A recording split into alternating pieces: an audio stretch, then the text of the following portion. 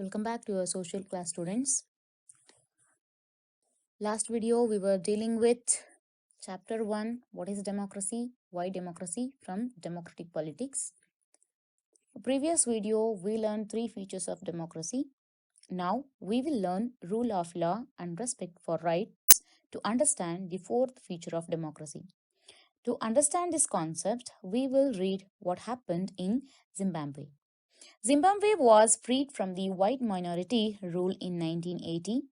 Since then, the country has been ruled by ZANU-PF, that is Zimbabwe African National Union Patriotic Front, a political party in the country.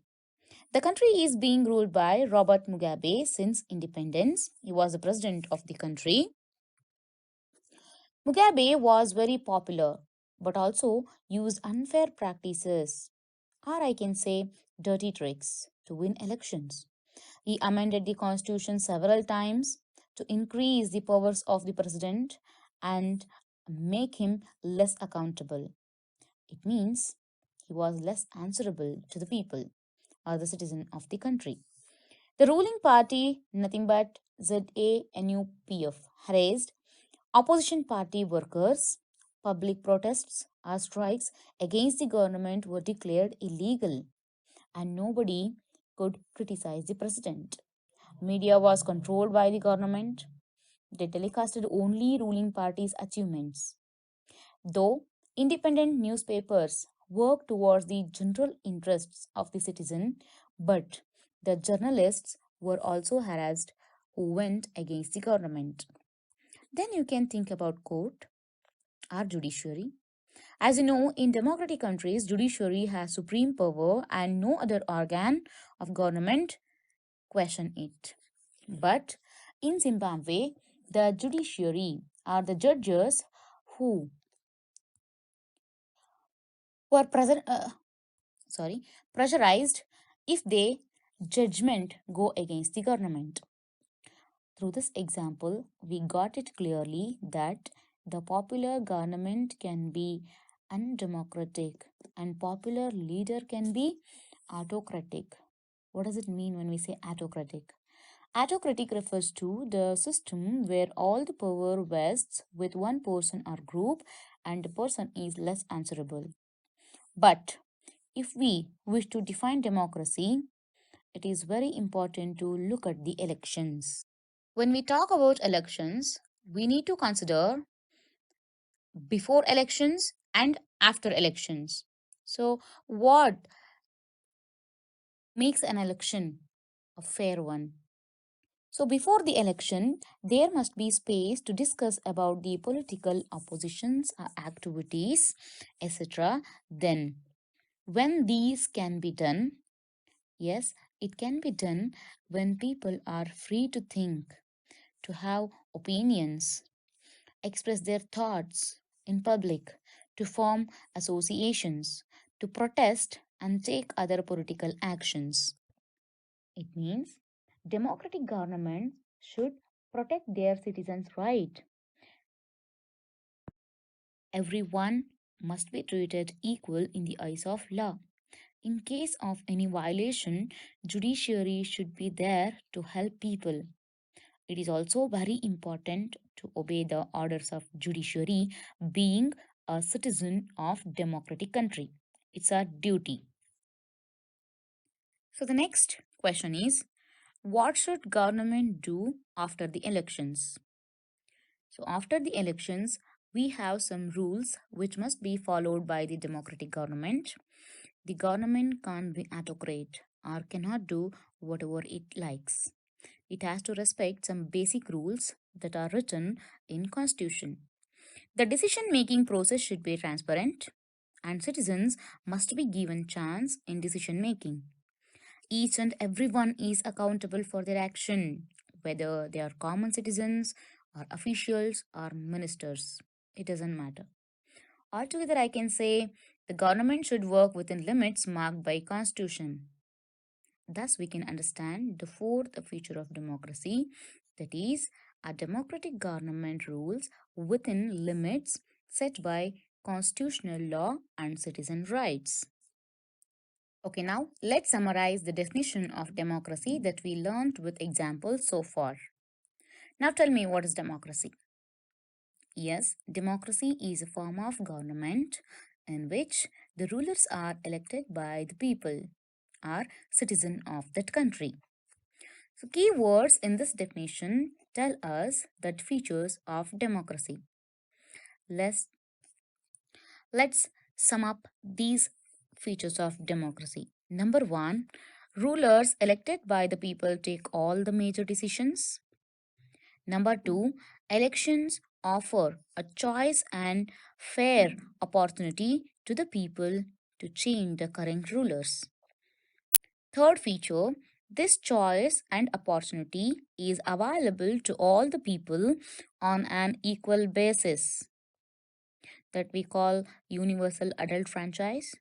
Next, fourth feature, the exercise of this choice leads to a government limited by basic rules of the constitution and citizens' right.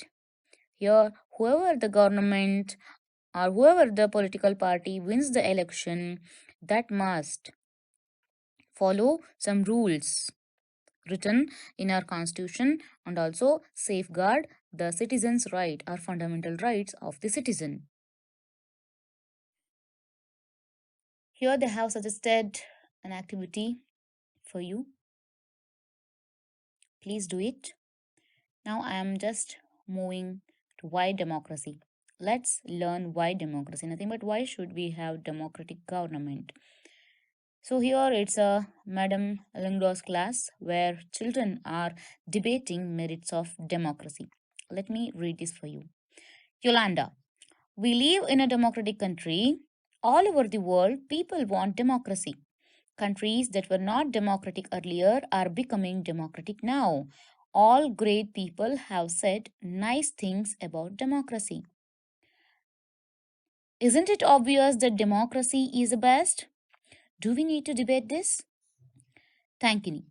But Lingno Madam had said we should not accept something just because it is famous, just because everyone else accepts it. Isn't it possible that everyone is following a wrong path? Jenny. Yes, it actually is a wrong path. What has democracy brought to our country? 7 decades of democracy, and there is so much poverty in the country. Ribyang, but what has democracy got to do with it? Do we have poverty because we are democratic? Or do we have poverty despite being a democracy? Jenny, whatever. How does it make a difference? The point is that this can't be the best form of government. Democracy is all about chaos, instability, corruption, and hypocrisy. Politicians fight among themselves. Who cares for the country? Wyman. So, what should we have instead? Go back to the British rule? Invite some kings to rule this country? And Rose replied for that, I don't know. I think what this country needs is a strong leader, someone who does not have to bother about elections and parliament. One leader should have all the powers. He should be able to do whatever is needed in country's interest. That alone can remove corruption and poverty from this country. Then suddenly someone shouted in the class, that is called dictatorship. And Ho replied, what if the person starts using all these powers for himself and his family? What if he is a corrupt himself? Rose, I am speaking only of the honest, sincere, and strong leader. And Hoy, but that is not fair. You are comparing a real democracy with an ideal dictatorship. We should compare an ideal with an ideal, the real with the real. Go and check the record of dictators in real life. They are most corrupt, selfish, and brutal. It is just that we don't get to know about this. And what is worse, you can't even get rid of them. I insist you people to read the conversation once again. Then we will study the merits and demerits of democracy. After reading this conversation, we came up with some arguments against democracy. That means now we have to look at demerits of democracy. Let's list out some demerits of democracy now. So, number one, leaders keep changing in a democracy. This leads to instability. Number two, democracy is all about political competition and power play. There is no scope for morality. Next, so many people have to be consulted in a democracy that it leads to delays. The next, elected leaders do not know the best interests of the people. It leads to bad decisions. It means, how can uh, an elected person know the wish of a common man? The next one, democracy leads to corruption, for it is based on electoral competition. Of course. So, previous examples, we learned how political leaders or political parties play or dirty tricks to win elections. The next, ordinary people don't know what is good for them. They should not decide anything.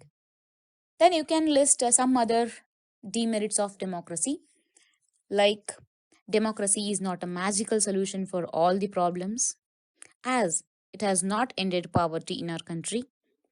Yes, it's true. Though it gives people right to take their own decisions, but it doesn't guarantee that the decisions will be good always. Then giving chance to people to take part in decision making leads to delay in decision making. Frequent changes in leadership can set back big decisions or major projects and affect the government's efficiency. Then, after reading these demerits of democracy, you people think democracy is not an ideal form of government. Am I right? But that is not the question we face in real life. The actual question is different.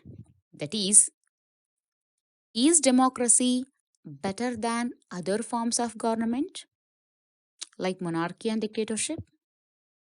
Are we not happy in a democratic country? Are we not enjoying our fundamental rights? To get answer for this, we should concentrate on the merits of democracy that we will do in the next class.